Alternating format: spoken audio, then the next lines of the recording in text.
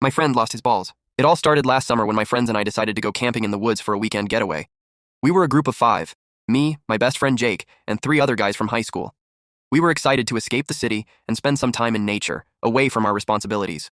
On the first night, we set up camp, had a bonfire, and started drinking. As the night went on, the drinks flowed freely, and we got into some pretty silly competitions. You know, the usual stuff: who could chug a beer the fastest, who could do the best impressions, etc. But then things took a turn when Jake suggested we do something a little more extreme.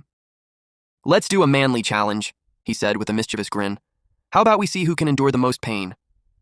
We all laughed it off at first, but after a few more drinks, we agreed to take part in a series of dares that would test our limits.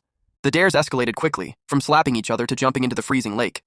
But then, Jake had an idea that I should have seen coming.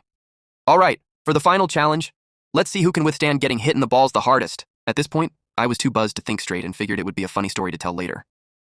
So I volunteered to go first. Jake took a running start and kicked me right in the balls. Pain shot through me like nothing I had ever experienced before.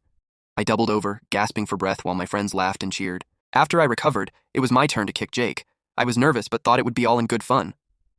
As I prepared for the kick, my foot slipped on some mud, and I accidentally ended up not just kicking him, but hitting him with enough force that he lost his balance and fell backward. In the chaos of the moment, I didn't realize he had grabbed a nearby camping knife to defend himself. It was just a plastic one for cutting food.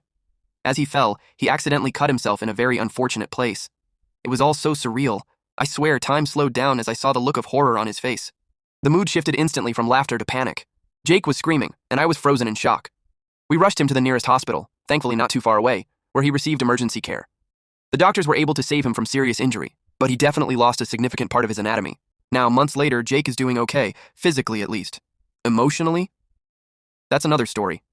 He's been pretty distant and understandably embarrassed about what happened. It's created this weird tension between us because I feel guilty for what happened, even though it was an accident.